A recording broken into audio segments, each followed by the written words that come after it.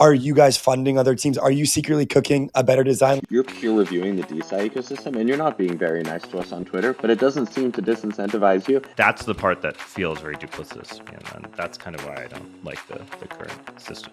The aim was to lower the barrier of entry for peer-reviewed science. Why is that so problematic from your view? Welcome back to The Roll-Up, your home for technical talks and open conversations that shape the modular future. Nothing on today's show is to be construed as financial advice. You can see our full disclosures list at therollup.co/ventures. Sit back, relax, and enjoy today's episode after a quick word from some of our awesome partners. Imagine if the world's GDP moved on chain. Guys, say GM to SafeNet. The newest protocol by Safe isn't a blockchain and it's not a new layer 2. It's a transaction processing network built to send money anywhere and swap anything on thousands of layer 2s from a single universal balance in sub 500 milliseconds. It's fast, it's smooth, and it's simple. And it's built with safe multi-sig level security in mind. SafeNet unlocks smart accounts across multiple chains, allowing users to supercharge security, scalability, and speed. So get started today at net.safe.global and remember to follow @safe on X. Welcome back to The Roll-Up. For today's episode, we have a DeSci debate with Tarun Chitra, CEO of Gauntlet and partner at Robot Ventures, a big economics and math guy with a bit of science background, and Benji, who is running Pump.Science and big into DeSci studying over the last couple of years. Guys, great to have you on. Thanks for being here. Excited to Thanks be for having us. Yeah, same here. Yeah, welcome to the show, guys. Benji, welcome on. Tarun, welcome back. And I'm pretty excited about today because it's kind of going to be a debate. We have these once in a while. They're always spicy and fun. And I feel like when people disagree, that's when everyone ends up learning the most. So today we're going to be talking about DeSci, decentralized science. If you're familiar with all things on crypto Twitter, and unless you've been living under a rock, then you know Tarun's got a bit of a qualm with DeSci. And so Tarun, maybe we could pass it to you first for kind of opening remarks, if you will. Give us your interpretation of DeSci and tell us your perspective on it. Yeah, for sure. Thanks.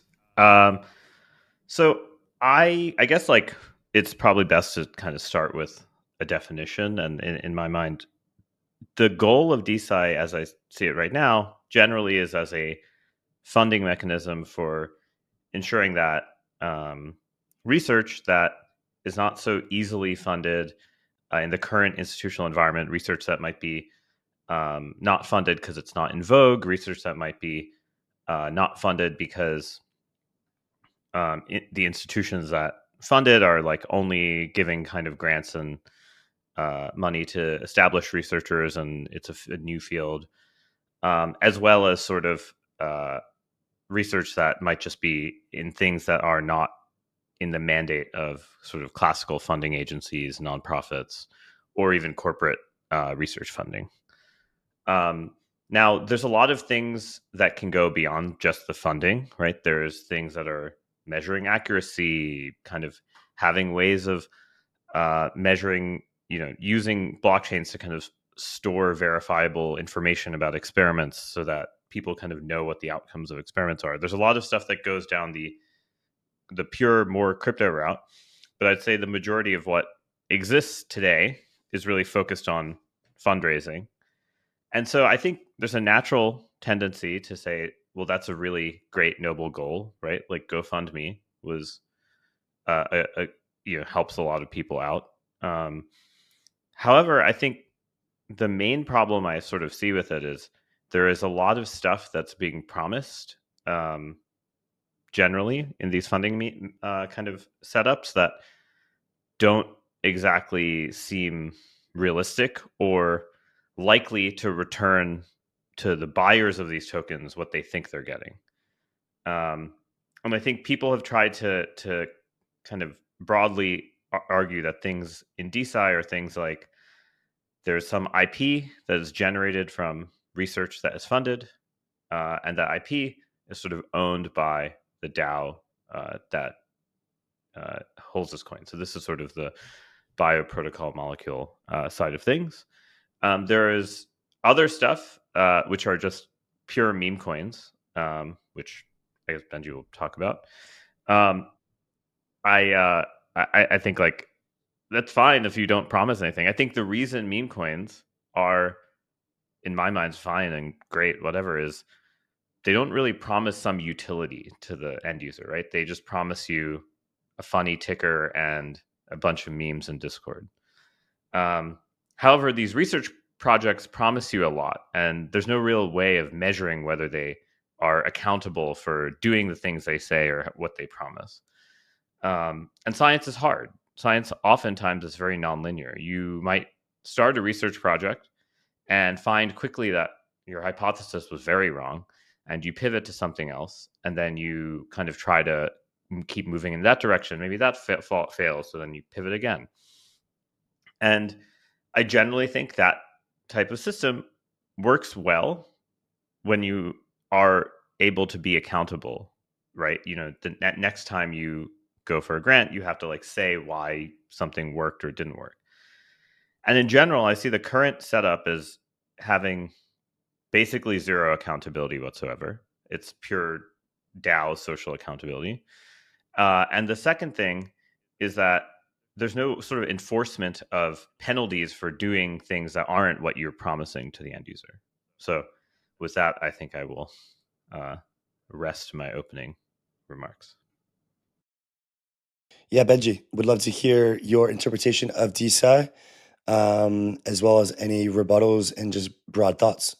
100%. So I think Tarun kind of nailed it, honestly, on like what DeSci is for the most part, what the potential applications of it are. It's just basically adding a, crypto technology and blockchain technology on top of science and figuring out how can we make it more efficient, like the whole scientific apparatus more efficient. And yeah, I think like what Tarun started off with was basically saying that most of the DeSci projects are around funding, and I think that in and of itself is untrue. I think what's interesting is that it's the DeSci projects that are focused on funding that get the most attention. There are a ton of projects that are focused on cryptographic storage of data from science, verifying that different instruments are basically streaming data in an untampered way. There are basically like compute to data, like lots of very interesting applications of cryptography and blockchain to science, but there doesn't seem to be quite the market for it yet. And it's the funding layer that just gets the most attention. So I kind of disagree with him there already that that's most of what DeSci is focused on. I would say actually it's a minority, but in terms of attention, it looks like it's the majority of DeSci. So I think that's point number one. Point number two, around like the IP enforceability and accountability. I think that's a super important point as well. It's like, if you're promising something with funding, you better freaking deliver on it. And what is the accountability mechanism to ensure delivery? And what's the penalty for not delivering that? So I think, each project can speak for themselves, right? But on Pump.Science, we're live streaming the experimental data as it's being generated, and everything is time stamped in real time. So for us, that's the best form of account. It's actually not the best form of accountability. The best form of accountability is streaming it directly to the chain, right? But we're doing the next best thing that was the easiest to develop, which is just simple live streaming, right? But to us, that's the most transparent way to show that, like, where's the science? Like, here's the science, right? Here's what you funded. Here's what it's going toward. And you can, there's not quite like there's accountability, and then there's like cryptographic proof. We're providing at least the accountability layer where the data is getting streamed. I don't know of a single other DeSci project that's doing that. I also don't know of anyone in science who's like live streaming experimental data. It's like pretty rare to find. And to us, I mean, like, I agree with Tarun there completely. It's the most important thing. You're a LARP if you're not, showing what you promised as a funding, any sort of funding mechanism. So I think that having that kind of scrutiny on anyone who's accepting funding is absolutely valid. And then on the IP layer, I think, frankly, the IP system and how that interacts with DeSci is set to evolve. I think we have our ideas of how the IP system can be disrupted, It's our goal to kind of change how IP gets created and represented on chain and transacted. But I think Tarun's points are pretty well taken, which is like it's just not clear yet how this will manifest. So, I don't want to like there's nothing to respond to there other than there's design space and we want to innovate and experiment. And yeah, that's what we're trying to do. But we absolutely do not have it figured out yet by any means. Got it. Okay. Appreciate that. And so the two core points here is effectively the verifiability of understanding what happens with the funds and this whole funding process and how that money is being used.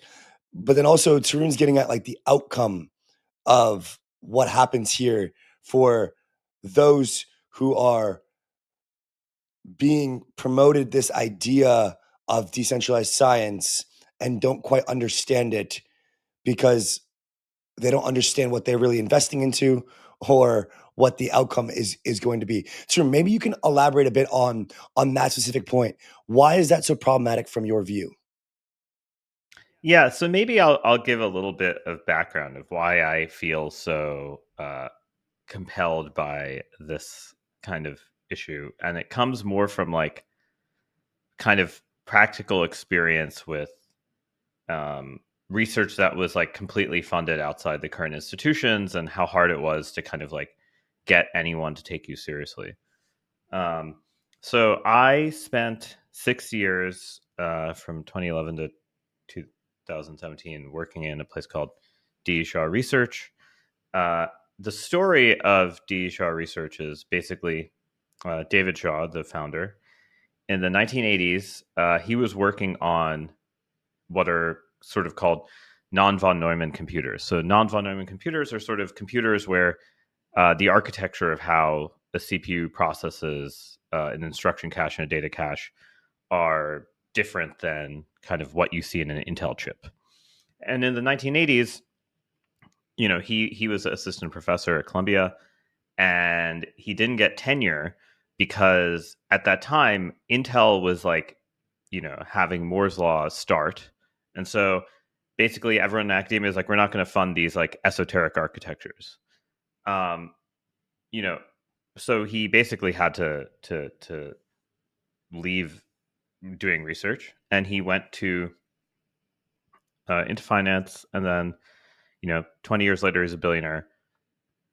But he basically was like still kind of pissed off at the academic uh, establishment for kind of like not investing in this type of computer. Now, you might say, "Hey, like, would it have been a waste for society to have done that?"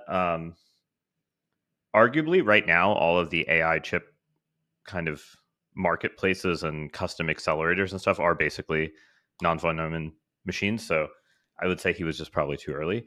But what he did realize was that there were a bunch of problems in science, namely in molecular dynamics and protein folding, that if you did build custom architecture chips, you could actually, improve the speed of computational biology and like also make drug discovery, potentially do sort of computational drug discovery, which was sort of, I think right now is very hot, but has, like AI goes through like winters and summers over time.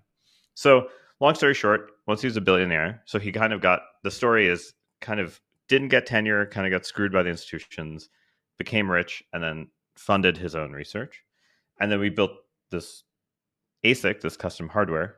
It's actually ironically, indirectly how I got into crypto was because I was working in ASICs in 2011, 2012. And the only people doing that then were us and Bitcoin miners. Whereas now it's like everyone doing hardware stuff. But the idea is we built this thing. We were able to like fold these proteins really quickly and publish a bunch of Nature and Science papers.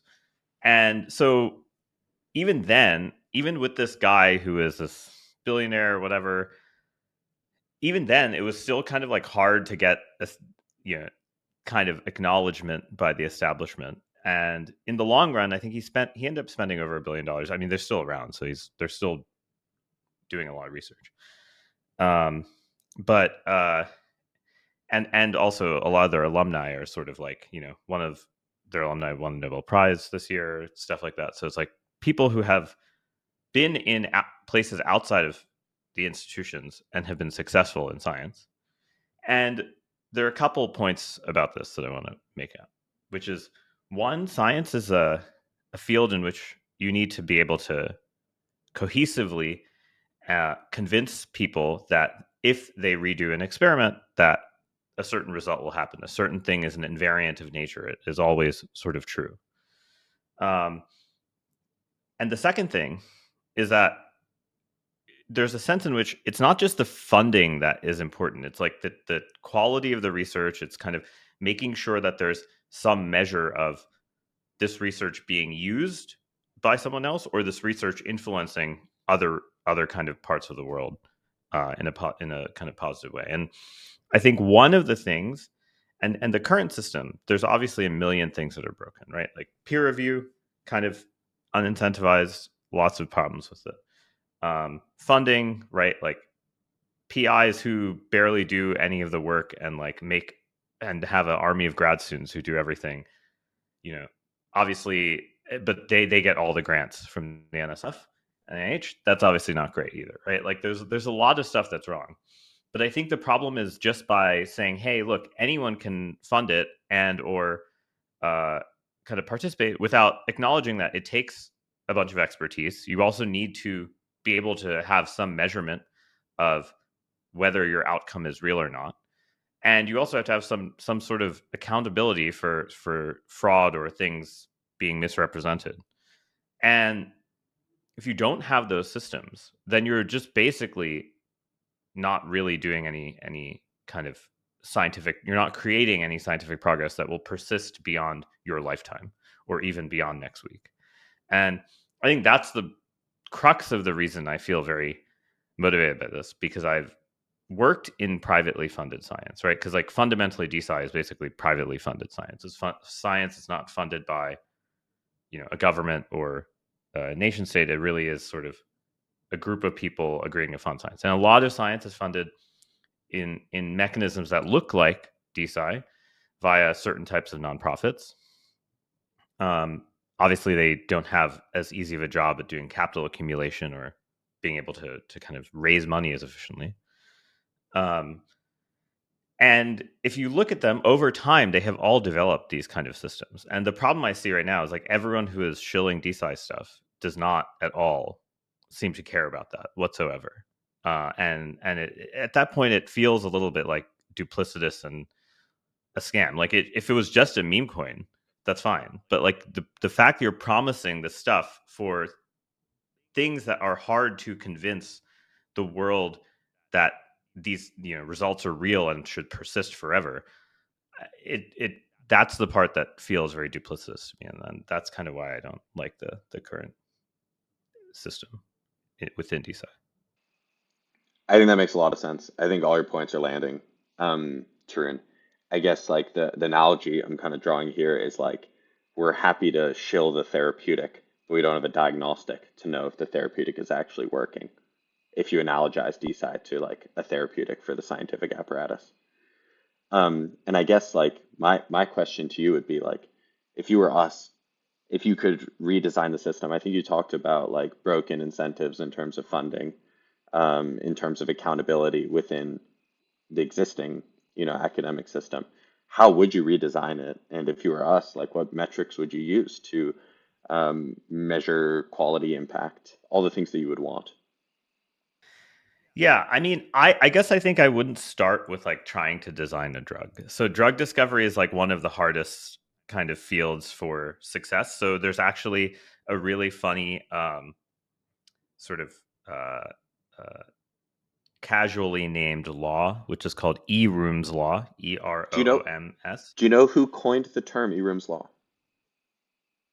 That's a good question. Actually, I His don't know name who. is Jack Scannell, and he is on Molecule's board. So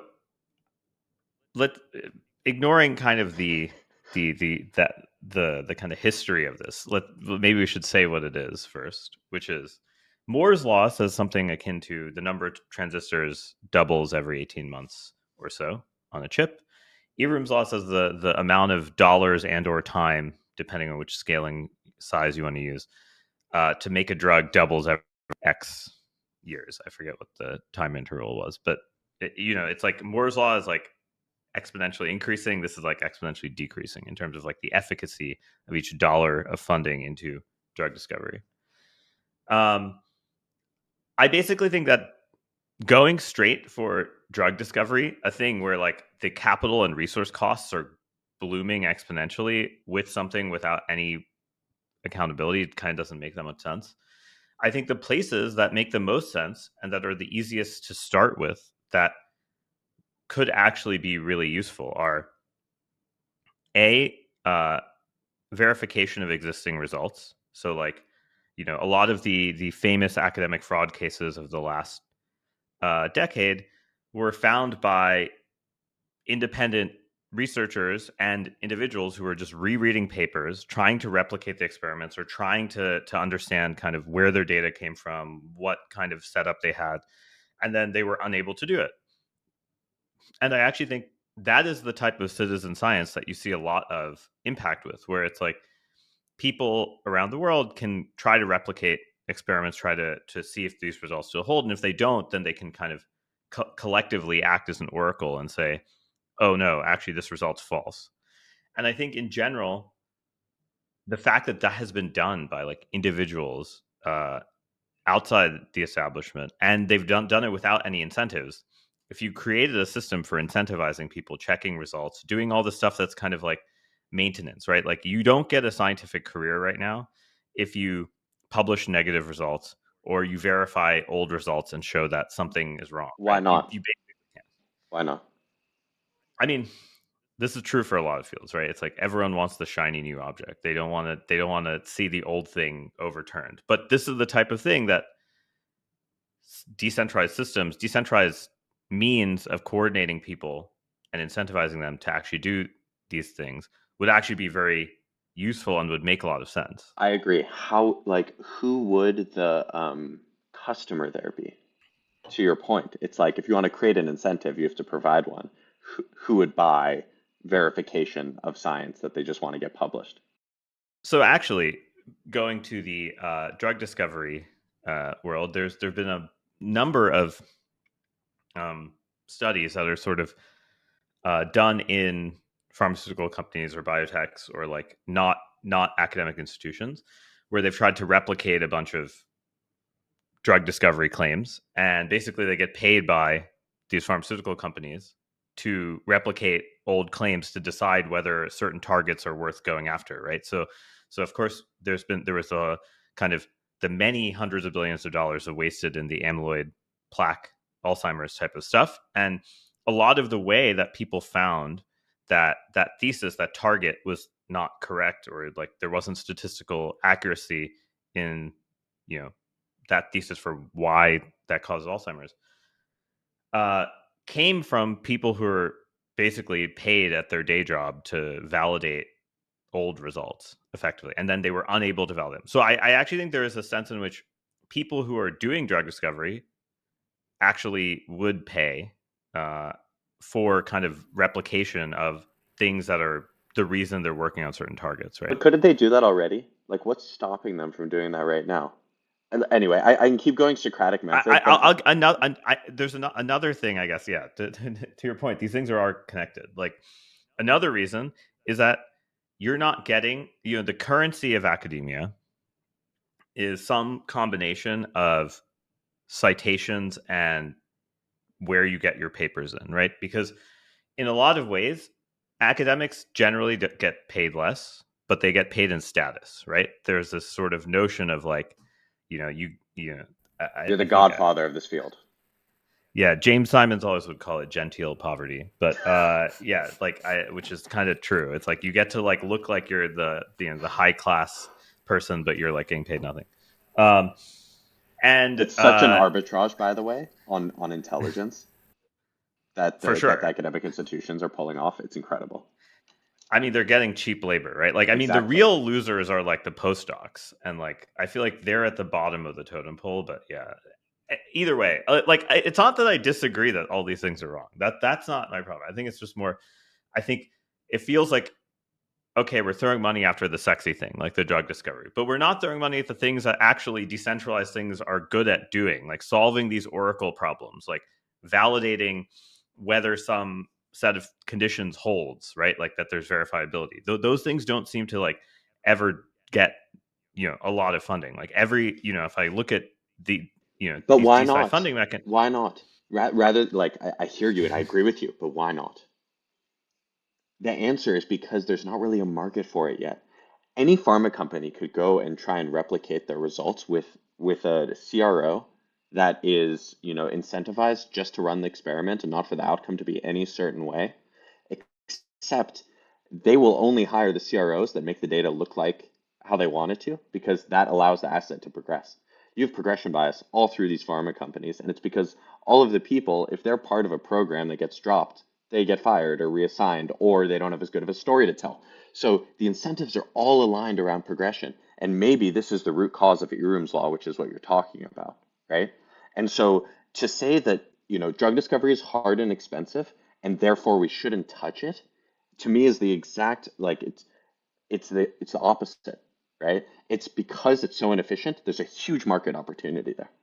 I sort of think like in a lot of things that require long-term funding over decades, you generally need to have bite-sized portions of things where you raise money, you promise something, you deliver a result, you get an outcome, and based on that, you are able to raise more money or not, right?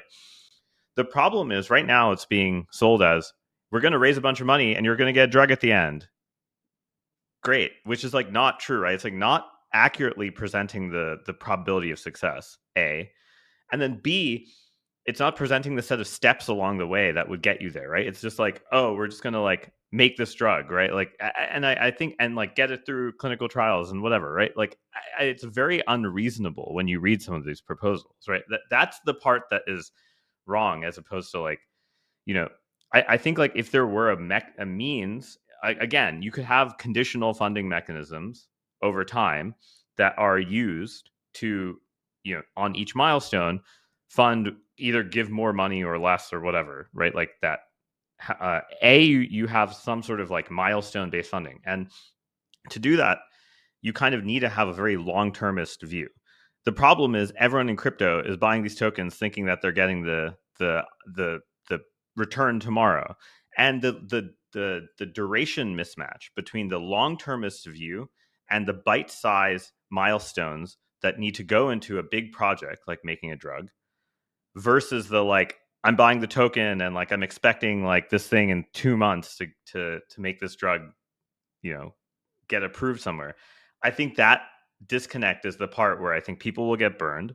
They will view this as a scammy funding mechanism, and then it will have trouble raising money in the future for real things, which do need this funding, right? Like the reforming peer review, like the kind of things about kind of replicating studies. And so I think like the problem is that if this funding mechanism just gets viewed as sort of purely a scam, kind of the way that like junk bonds in biotech in the 90s and early 2000s were kind of viewed as a kind of scammy way of funding biotech. And then, you saw everything kind of move to the private equity VC model from the fully public market model. You kind of will destroy its credibility. And I think starting with things that are A, approachable, B, have a high probability of success, and C, can actually, deliver on those in a reasonable time is a way to prove that the funding mechanism works versus kind of like promising the world at the beginning. That I guess that's my sort of I main. couldn't agree with you more, honestly, on every single one of those points. Um, I think that coming out and saying, give us money and we'll give you a drug in 2 months is obviously an absurd expectation that will never, ever be able to be fulfilled. Like, and you're just going to burn a lot of people in the process. And so I don't want to speak for any other projects, but like can speak for the one that we're working on, which is, we are taking these exact bite-sized chunk approach with milestones that you're talking about, where it's like, put money into this token, out you get a C. elegans experiment on the small molecule. More money goes in, then you get a fly experiment. So there's no promise of a drug. It's a promise of that an experiment will be executed. right? And, hopefully that provides a data package that could then maybe not be used for a drug, but potentially a supplement, right? And these supplements are like much, much easier to get to market than a new chemical entity, right? So I think that, other projects can speak for themselves. This is what we're focused on, which we think is much more near term and therefore aligns with like crypto, time horizons. And we're also not promising supplements, we're promising experiments to get run. And So I please, actually have a question for our hosts, yeah. which is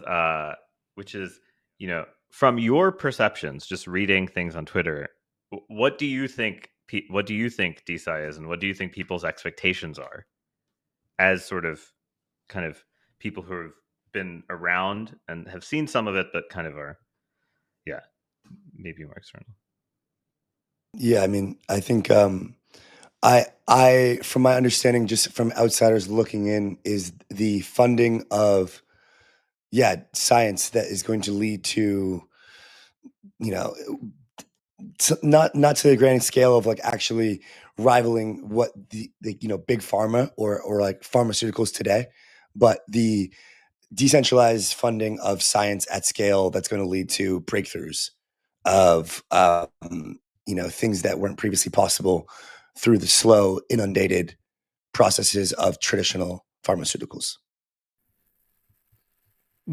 My understanding of DeSci was not so much funding, but more so around the information flow. And so I was of the understanding decentralized science was to displace or disrupt peer review for the most part, because I kind of heard about it around the same time that I was learning that peer review was gate kept. There's expert peer reviewers that kind of fact check all these articles that ultimately get published.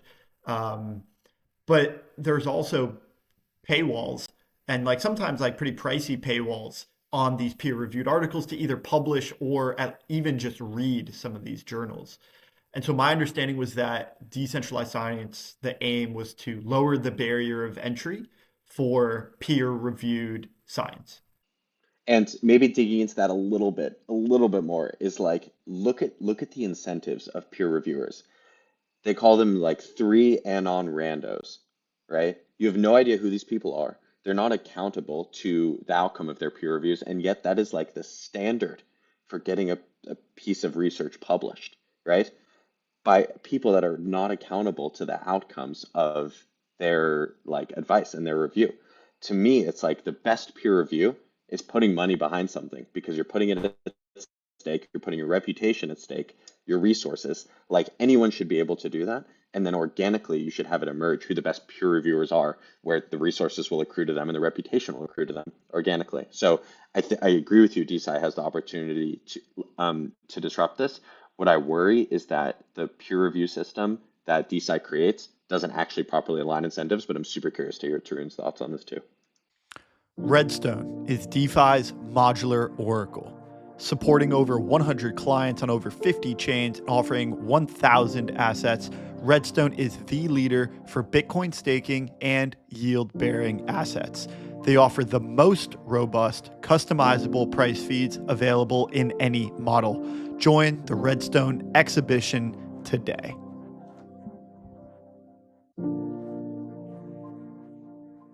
Welcome aboard on our journey into the singularity. This is the endgame roadmap for Frax and Fraxtal, the new L2 out of the Frax ecosystem that is totally based on fractal scaling. Fraxtal is a modular L2 blockchain built by Frax with modular and fractal scaling in mind. Fractal scaling is based on the Mandelbrot set of fractal images, and it explains how L2s become L3s and the entire app chain lifecycle goes through its evolution. The Frax ecosystem is made of some of the top builders in the space and has stemmed from its OG days of the Frax stablecoin. It is now in the LST space, the LRT space, and this Fraxtal L2 joins the existing suite of Frax products, including Frax Swap and Frax Lend. You can see Frax Ferry, the bridge to go from any chain Arbitrum Optimism, or mainnet into the Fraxtal mainnet, bridge your tokens, and bring your Frax assets into the Fraxtal ecosystem. Join today to get the best out of Fraxtal. You are still early. Join today. Take part in our expedition into the singularity. Yeah, I mean, great question. So I will say on a personal level, like one of the reasons I kind of got into crypto research in like 2017, 2016 was like I was just like reading a bunch of people's papers, and I was like, wow, there's like actually good sort of like, I wouldn't have called it theoretical CS, but like on the border of like theoretical CS work that people were doing in crypto. And it was kind of fascinating that people were doing all this research on their own, right? Like I would say crypto research, especially in DeFi or even in layer one content. Layer one consensus probably less so. It's like way a little more like establishment academics, but like in DeFi, in some of the L2 research, a lot of roll up research is done by non PhDs, right? Like for instance, I don't have PhD. I like dropped out and then never went back. And I think that the ethos in crypto, the idea that like most of the research is, and AI is a little bit like this too. I think in the early days, a lot of the research, a lot of the highest cited research was like someone who just posted something online and it kind of took off, right? And the peer review there was the marketplace of people being incentivized by their investments in different crypto things to read the research and like criticize it and whatever, right?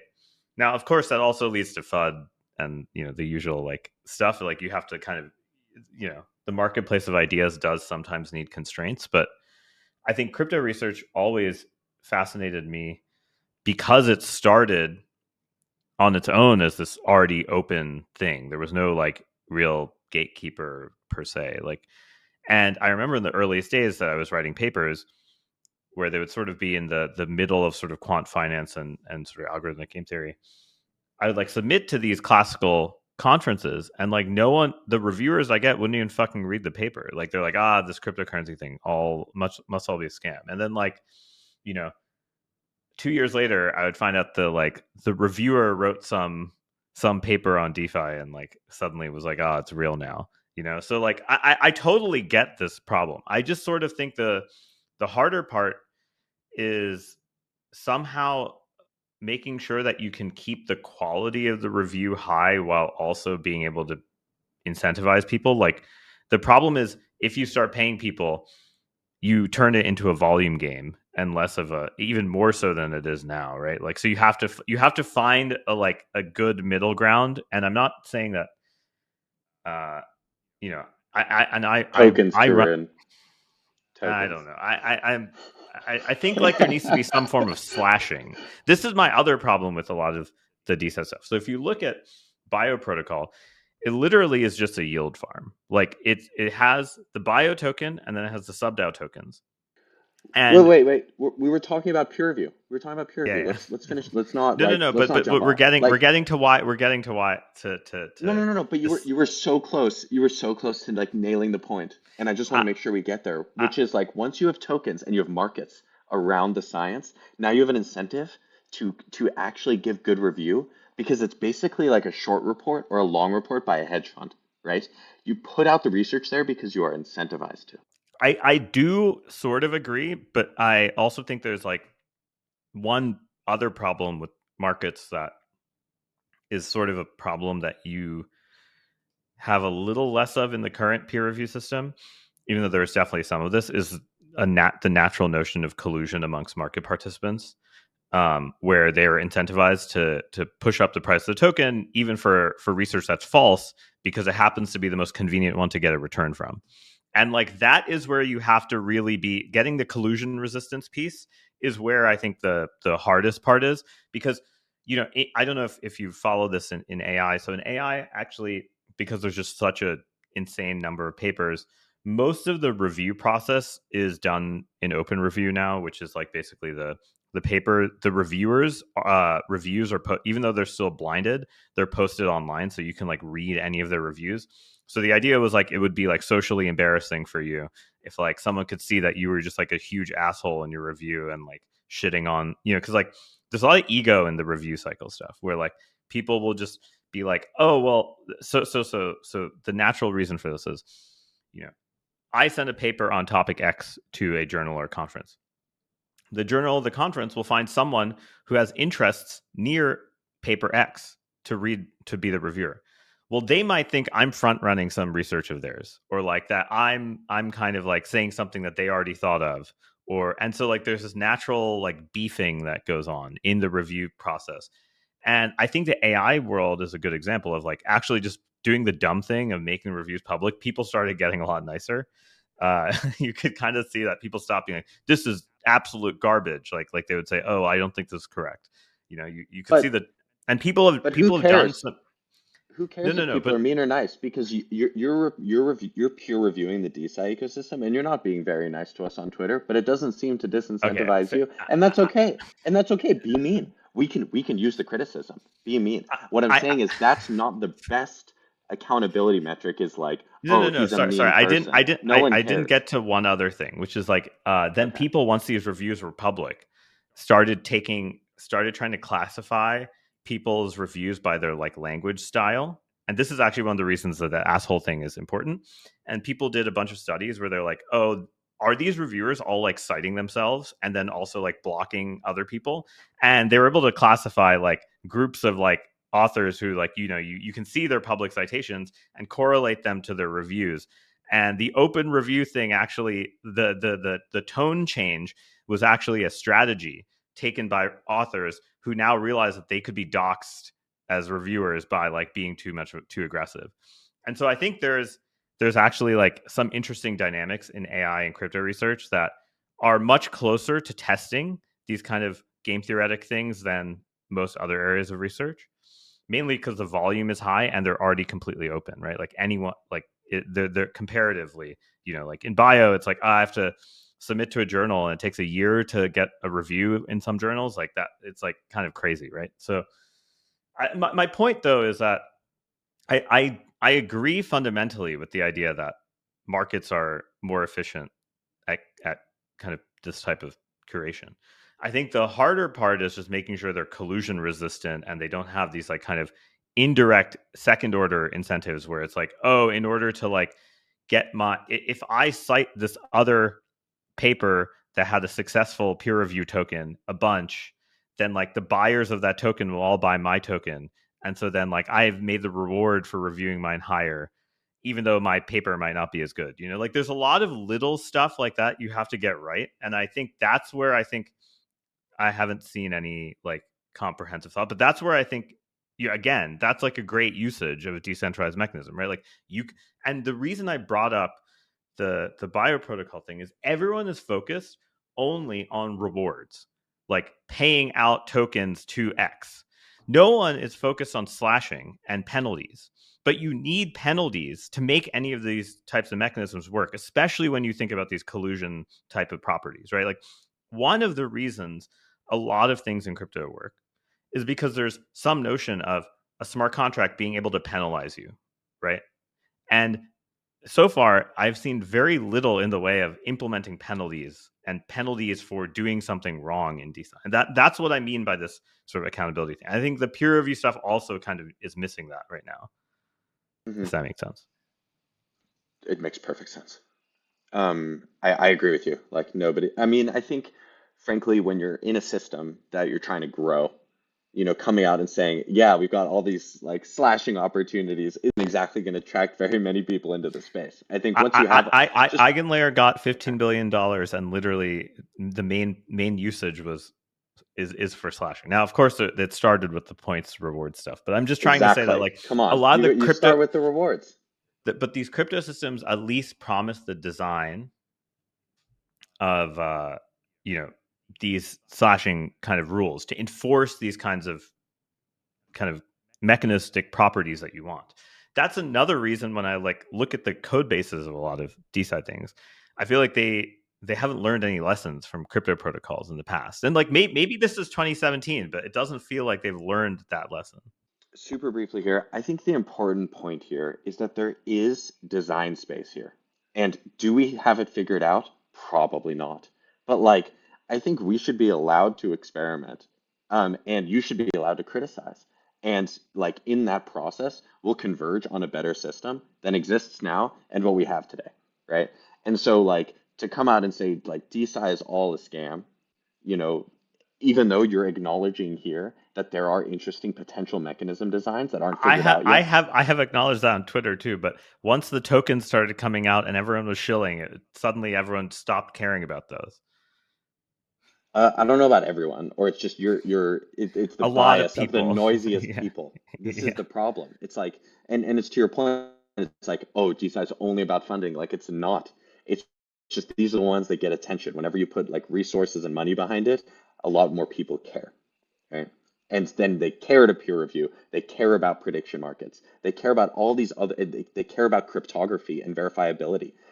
The point is like you have to create the tokenize the research first, get people to care. Once they care, now there's a market for all of these other components that you would consider more noble.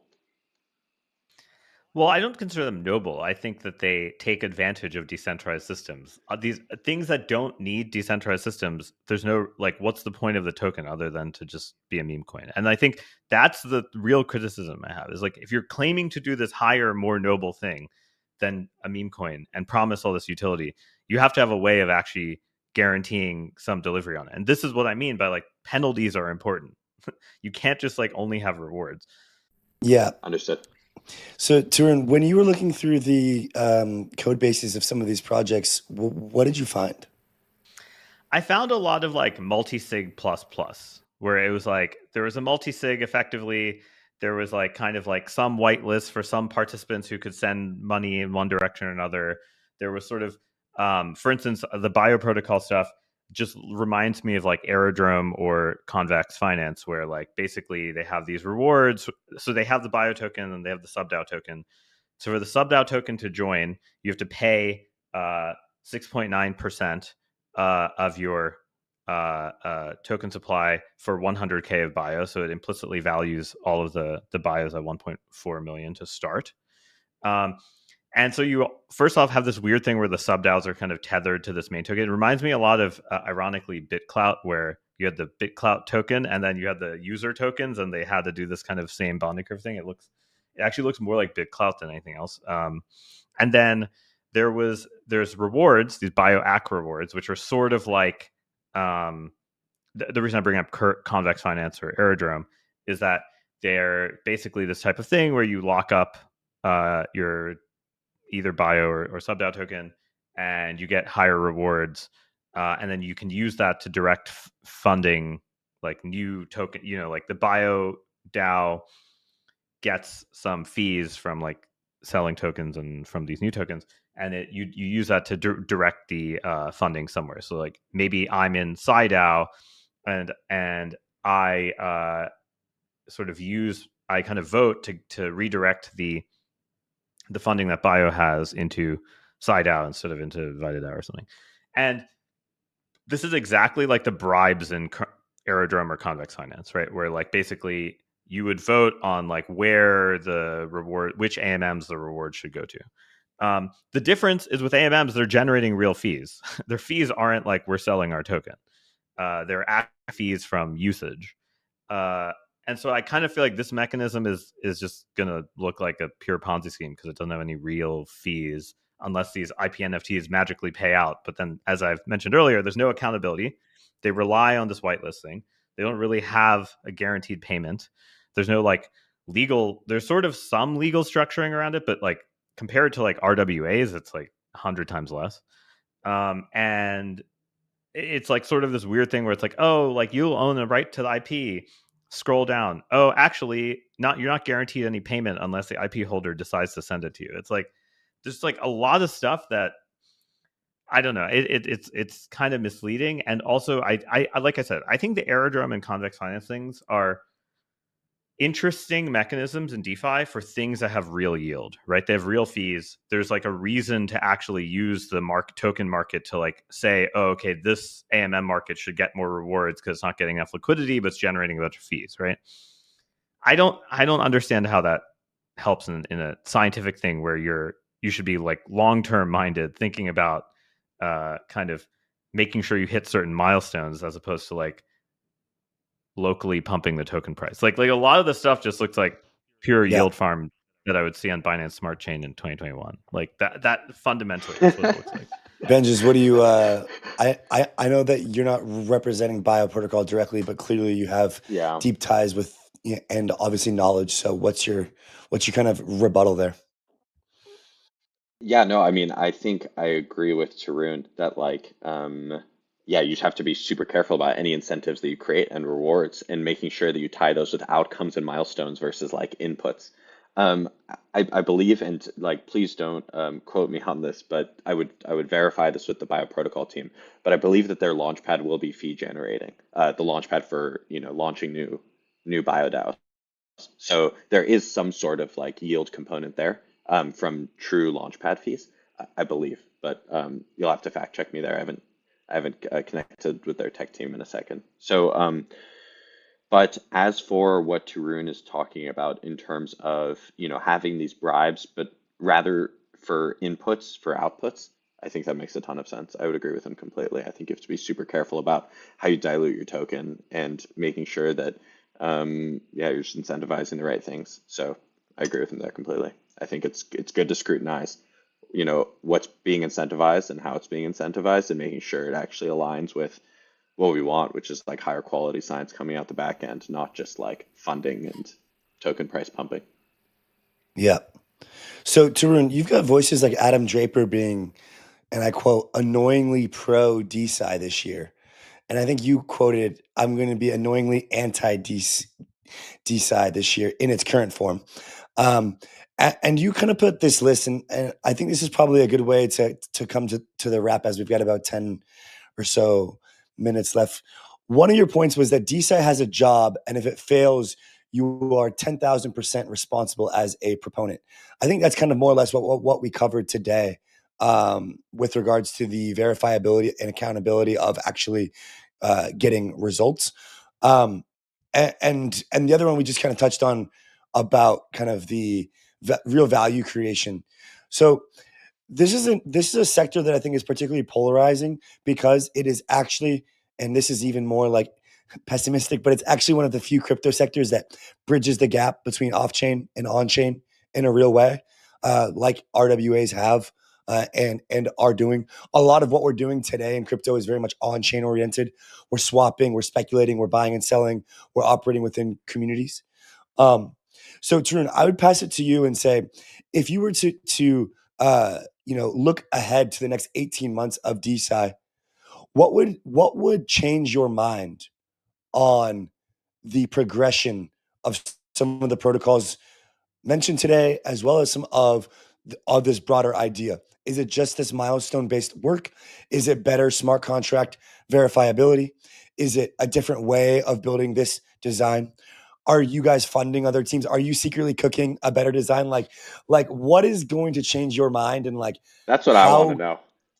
how is this going to Yeah, I just don't. switch? Yeah, I like look. I actually, in my mind, the types of things that I think are worth funding are like experiment replicability, like actually really doing that.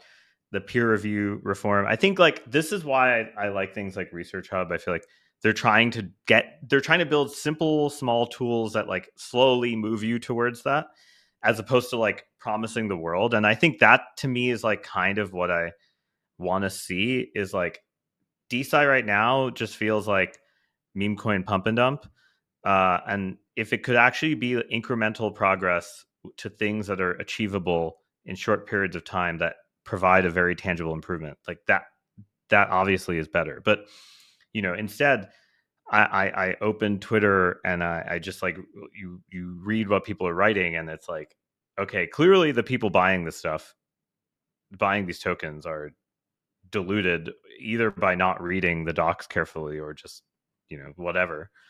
And then the people promoting it are kind of like promising this kind of the world, and there's this huge gap. So I think things that are trying to like take small gradient steps that are well defined are things worth kind of investing in. I just don't think I've seen that much. I think like some things have been kind of interesting, like yes, no error, like having AI fraud detection. Like I think like that's like the type of I don't see more of that type of stuff, right? Like, but I haven't seen. It feels like, and maybe this will because there was a nice little downturn. Like maybe they'll wash out some of the frothy stuff, but I I think like there is a world in which these smaller things actually A, generate value, and B, are able to generate like sustainable economics.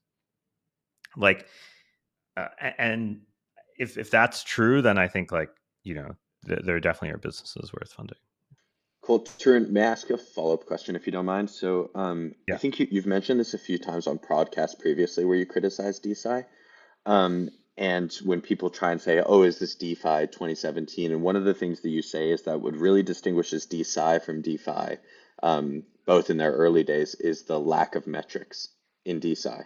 And that with DeFi, you had TVL, right? Like that was just a clear Well, it wasn't just TVL. Yeah, it's more actually that you have like I can verify the state of what the protocol is doing, right? Like in general.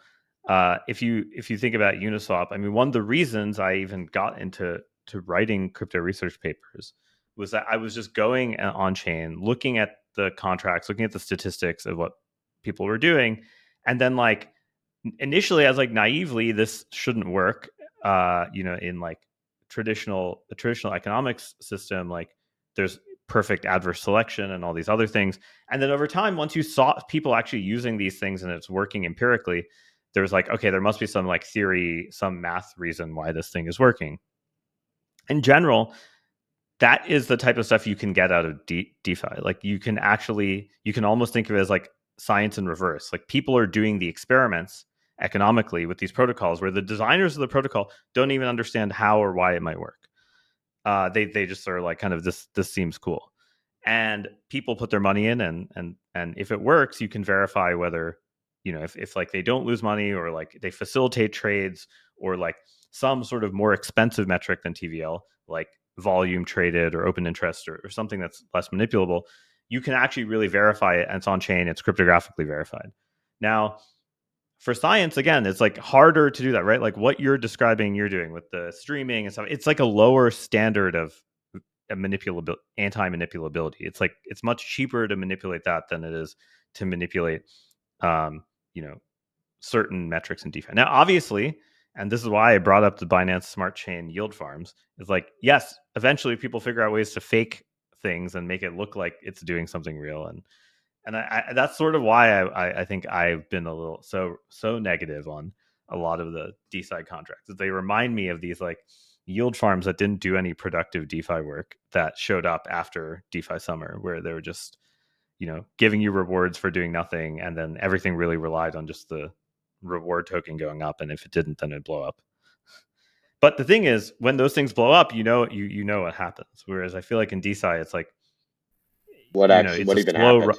it's slow rug pull. It's like and I think the verifiability component is the most important part. I think obviously for a lot of experiments that's going to be impossible. Like making attested devices for like every experiment might be impossible, but yeah, like there's stop gaps potentially, like what you're describing, of making many different ways of generating proof that an experiment was done, or etc. So it's not, it's just that finance is more explicitly you can verify a lot more than in science, where it just takes a long time, and the And it's off time chain too. difference. It's also off chain, Yeah, right? Like you can yeah, execute exactly. like on Uniswap, like you can just make smart contracts, and then everyone interacts with that, and then now you have all your on-chain metrics. We have to create a tested devices, right? Like Yeah, we don't even know if people care about the experiments yet, right? And so yeah, like exactly. yeah, so So I agree with it's like I think there's a world in which the good stuff can come out of it, but it unlike 2017, like while 90% of stuff failed, some things that were really good got quite a bit of funding, right? And that still persists to this day, right? I just have yet to see anything in DeSci that looks like that. And maybe I want to be proven wrong. As you can tell, I like care about this issue, right? It's just more that I just don't like the things that are like seem like just clear scams. Look, I get it, and I would say like, just to flip it back, we're super appreciative for all your criticism. I think it's a massive net positive to the whole industry. I don't think any of your takes are bad. I don't think any of them all of them are directionally correct. I think the important piece is like, we as a DeSci space feel like we're being criticized for experimenting.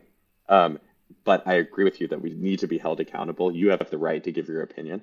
And I appreciate you sharing your feedback so publicly because it really forces us to level up. And so this is what I mean. It's like, I think it's a huge net positive and, at least you care, right? And at least you care so much to give your, deep criticisms. And yeah, I agree with the vast majority of them. Well, thank you. That was very, very, very kind of you. I just, it's good to hear that there are people who are like trying to be more cognizant. And like I know they exist, right? Like a lot of my old colleagues who are in either in academic jobs or work in research of different forms,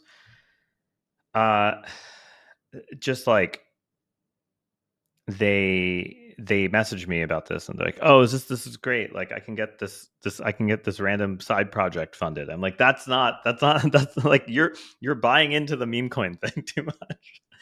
And I think like there's kind of this thing where like it has that ICO boom feel where like people like cryptocurrency, I don't know, is that ever going to happen? But yeah, the token goes up, like Yeah, it does have a it little of does this have that vibe. frenzy aspect, which I just think if that dies out, the real best things to invest in that are like long term and will last are probably when the market crashes. So Yep. They take the bad takes away the good as well. yeah. I hear you. Gentlemen, thank you so much for joining us today. I think we've pretty much covered the most important points in a very respectable and productive as well as educational manner. Frankly, Thanks for having us. Yeah, Thanks. this entire sector has just kind of came out of really. I mean, I know that for example, Tarun, you've been building this space for a while, but I feel like for the broader crypto space, it's came out quickly. So this was definitely a primer for Robbie and I and our audience, and would like to do more and learn more. And Benji, I hope that the team watching, listening, and also just internally has obviously thought about these kind of criticisms and working towards a more a more refined version as the years go on, and thinking long term. I think is very important here. So again, thank you guys. Appreciate it so much. Thanks for having us. Thanks so much. And Yeah, thanks. feedback well taken. And yeah, would love to do this again if Tarun's down. Thanks so much. Yeah, for sure. Amazing. Thanks.